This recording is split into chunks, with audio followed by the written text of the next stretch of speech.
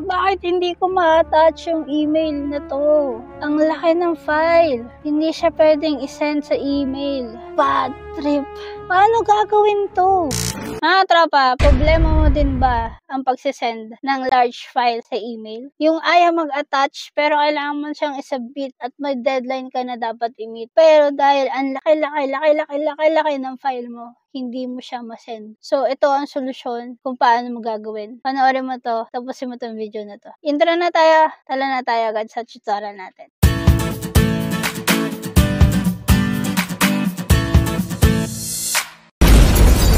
So, mga tropa, ito yung data ko. Pictures yung ginawa ko dito. Pero yung same lang to mga tropa. Kasi sa Google, sa Yahoo, or sa Outlook mga tropa, is may limit lang yung size ng data na pwede mong isend. Which is 25 MB.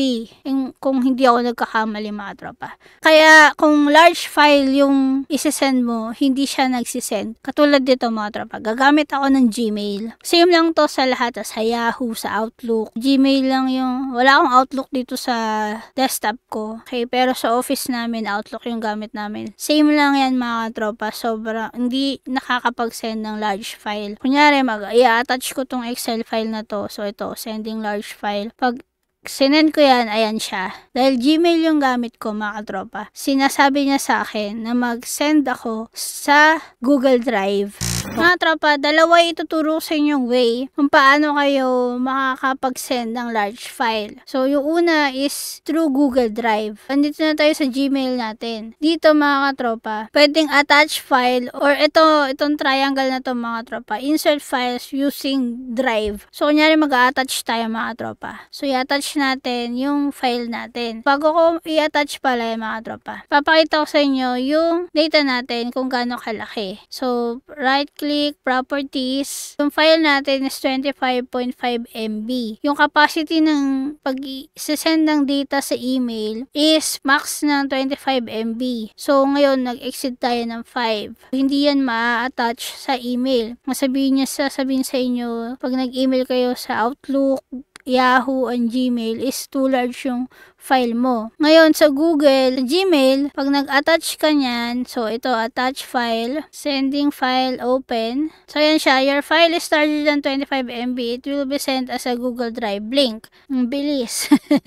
Ulitin natin mga tropa kasi medyo mabilis. So, ayan siya mga tropa. Ito yung file. So, yan yung ina-attach niya mga tropa. Okay? Then, i-cancel lang natin siya. Tapos, ito na siya mga tropa.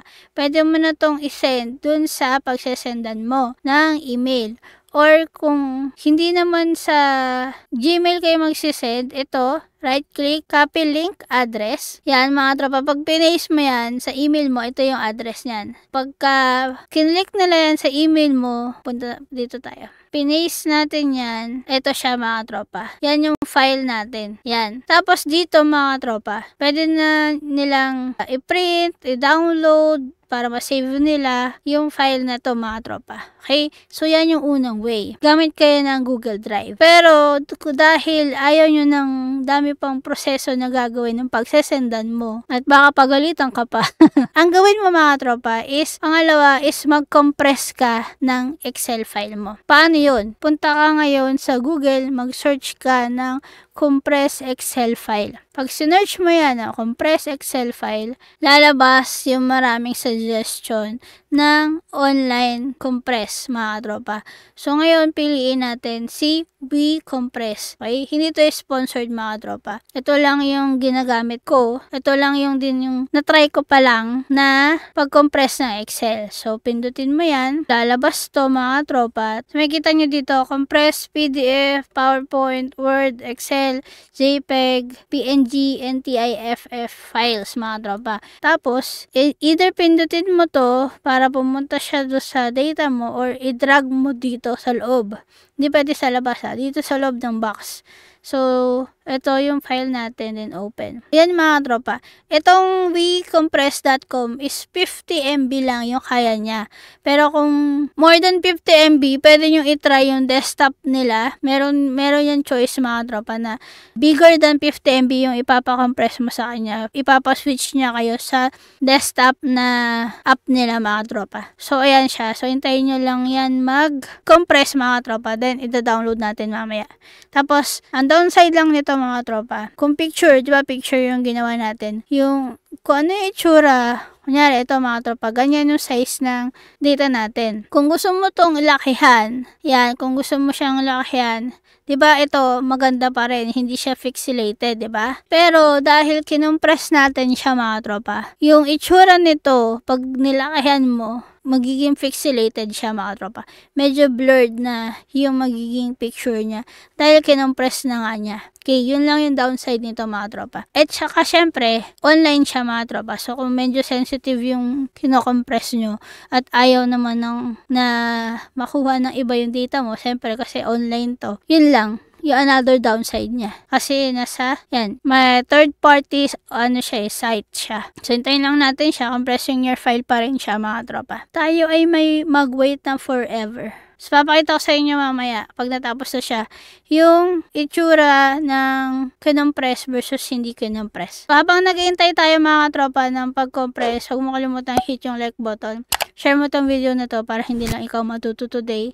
And don't forget to hit the subscribe button and notification bell. Bell all para updated ka sa mga latest vlogs ko.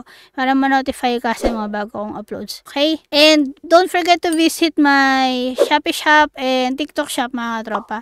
Avail or Plus mga tropa and boot and paracord. Okay? Bilhin nyo na pareho. Combined niya is 500 pesos. Mayroon ka ng complete set ng Plus. So nakita nyo na ito na yung mga tropa. Na-download na siya.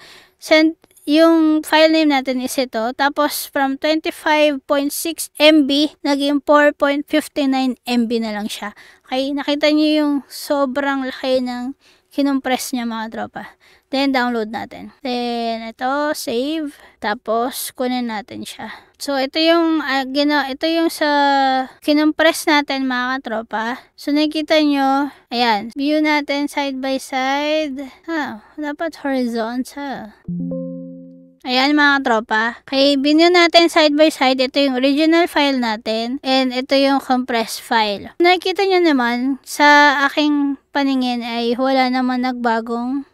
Pinaliit niya lang talaga. So, ito yung original. Kaya pag nilakihan natin, di naman siya nagpipixelate. Ito yung kinompress natin. So, hindi pa rin naman siya pixelated. So, depende yan sa picture na sinend nyo. Okay, so, kunyari, ito. Okay, yan yung, ito yung file natin. Okay, so nakita nyo yung difference mga tropa. Okay, ito yung file na hindi kinompress. Ito yung kinompress. Okay, nakita nyo? Ito hindi blurred, ito blurred siya. Okay, kahit lakihan ko pa to. Yan. Okay, hindi siya blurred, ito blurred. Yan siya mga tropa. Yan yung sinasabi ko sa inyong downside ng pagko-compress. So, pagka zoom out mo na siya, pinalaki mo is blurred na yung picture mo. Okay, so kasi kinompress mo siya. Yan lang mga tropa kung paano gagawin na makapag-send ka ng large file through Google Drive and online compress. Hey mga tropa, yun lang. Sana may natutunan ka today.